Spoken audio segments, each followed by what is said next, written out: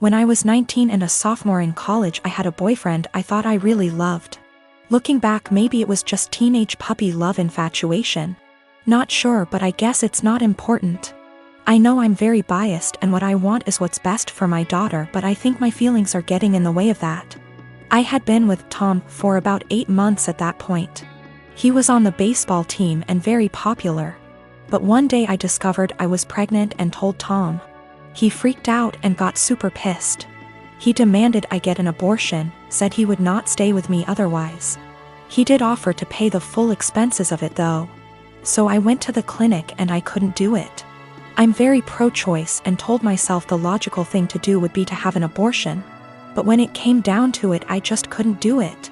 I admit part of it was that I was afraid, but I also felt an attachment for my baby. The thought of getting rid of him / her made me feel like throwing up. So I told Tom that I did love him and I wasn't trying to trap him, but I simply couldn't have an abortion. Maybe we could look into adoption, but abortion was out. Tom said he had never loved me, and while I was fun, I was now causing him too much trouble for him to bother with me anymore. And I was right, I wasn't going to trap him. He said I was free to choose to keep the baby, and he was free to choose to have nothing to do with me or it, and to not even think of trying to get child support from him. I won't go into details, but Tom made it clear he would make life as miserable as possible for me if I tried to contact him again, get child support, etc. Maybe it was wrong to do, but I figured all that trouble and drama just wasn't worth it and I would make my own way. I was, however, devastated and completely heartbroken. I admit it really me up. I never spoke with or saw Tom again. I did consider adoption, but in the end, long story short, I chose to keep my child. Faith is 4 now. It's been a long and hard road, but I graduated college and got a job. We live in a tiny apartment and finances are tight, but we make do. I love Faith like crazy and I do not regret the choice to keep her whatsoever. She makes me a better person and we have a good life. However, 3 days ago I received a letter in the mail. It was from Tom. Inside the envelope was a letter and a check for $3,000.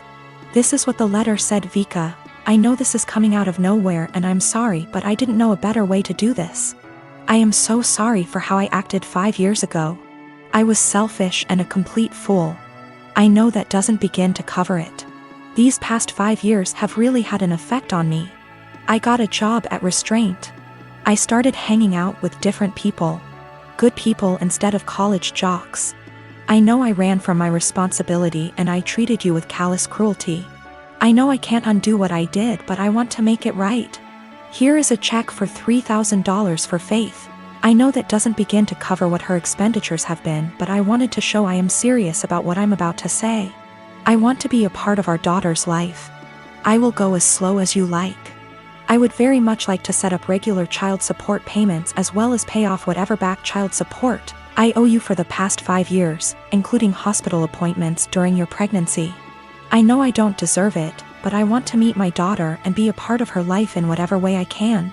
I want to help her and I want to help you and start making up for the terrible way I acted.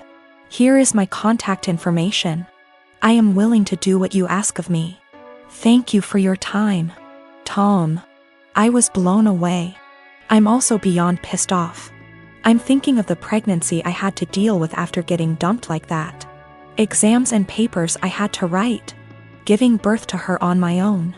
The late night feedings, all the diaper changes, the constant crying. Trying to afford clothes to keep Faith warm during the winter as she grew while also making sure she didn't go hungry, the tantrums.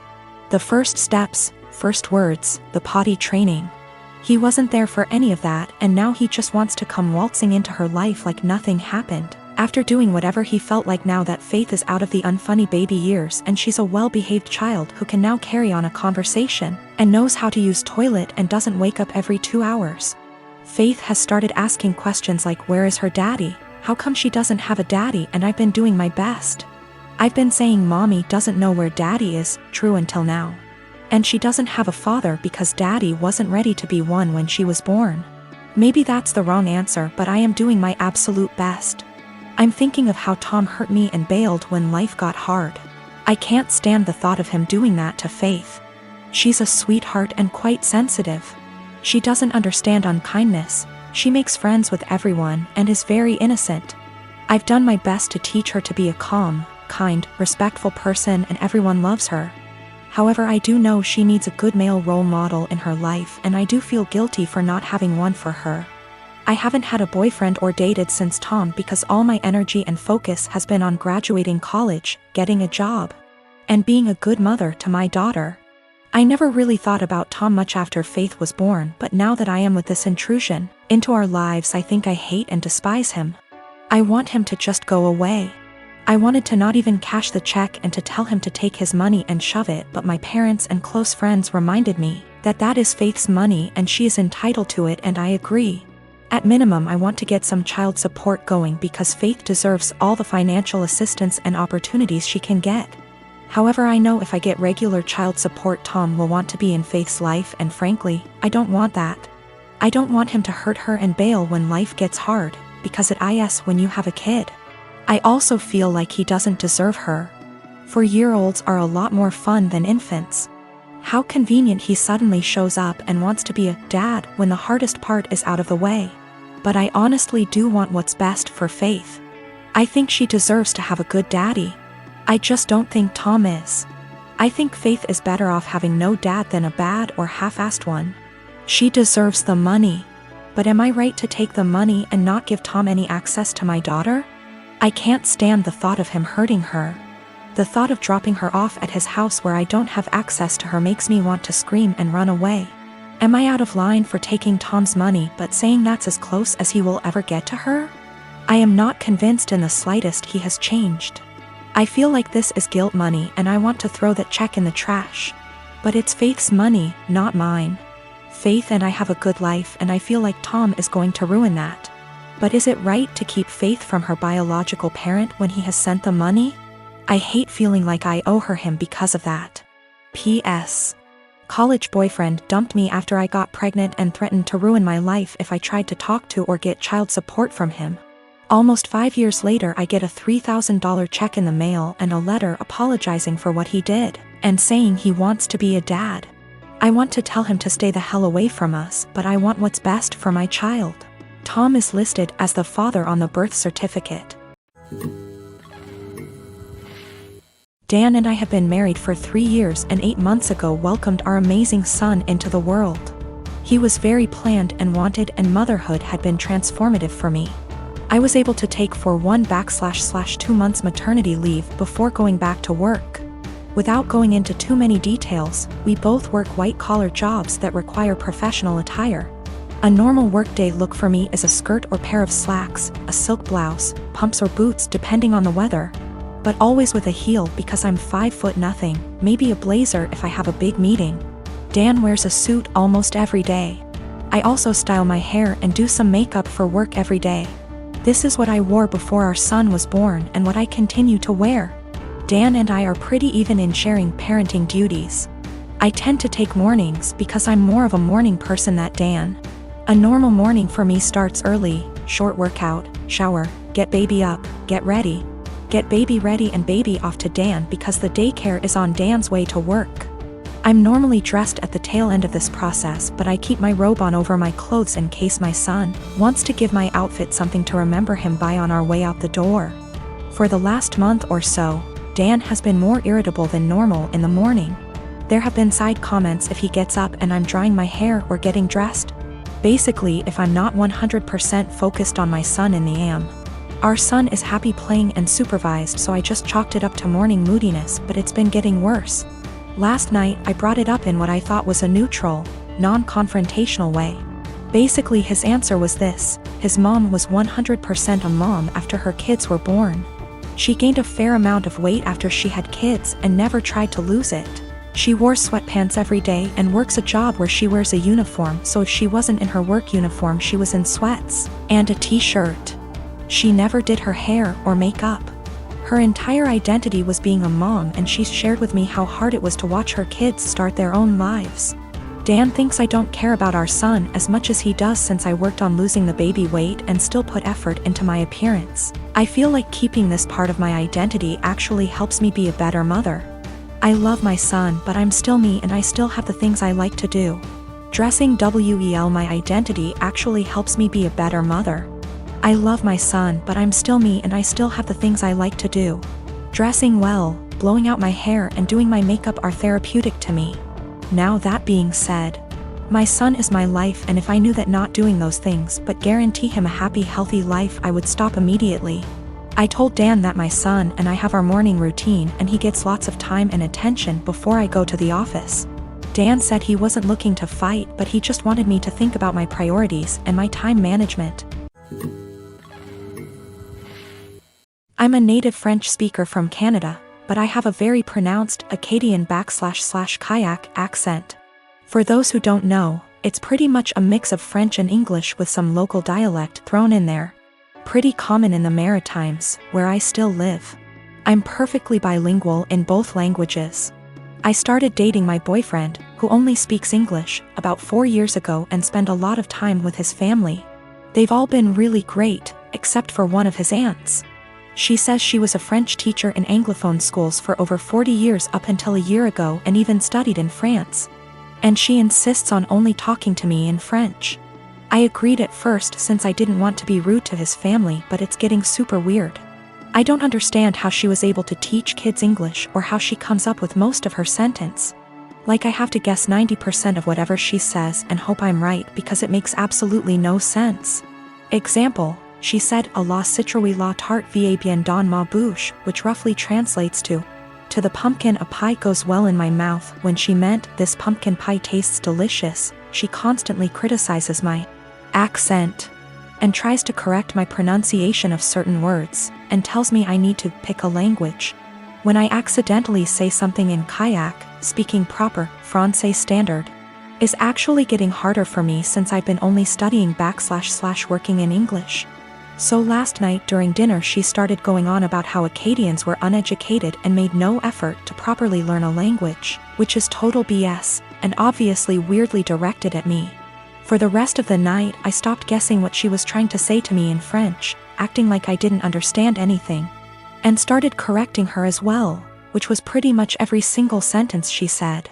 I wasn't trying to be rude or aggressive about it, but after a while she gave up on the French and ignored me for the rest of the night.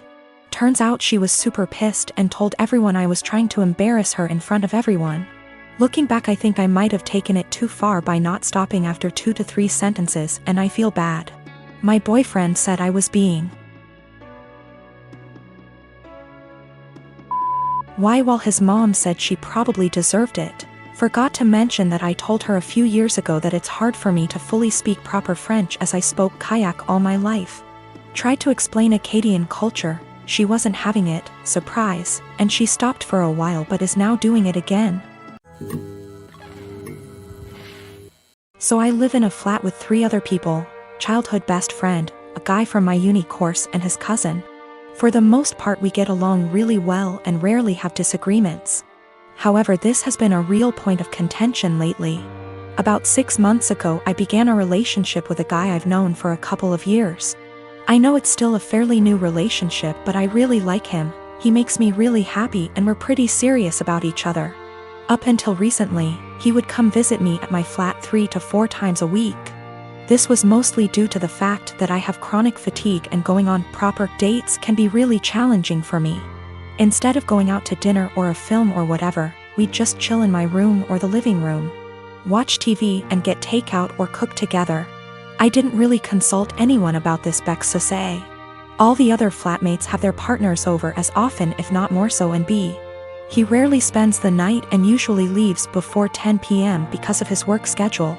So the issue, 2 weeks ago, comes to me and tells me that I need to stop having my boyfriend over because it's starting to get annoying. I asked her why and she said it's irritating to have someone who doesn't live there, skulking around all the time. I pointed out that her boyfriend sleeps over 3 nights a week and thus is here more often than mine, and she claimed that was different because they've been together for 11 years and are moving in together once her lease is up. She said she's discussed it with the other flatmates and they've all agreed he needs to stop coming over or he has to chip into the rent, because it's getting ridiculous.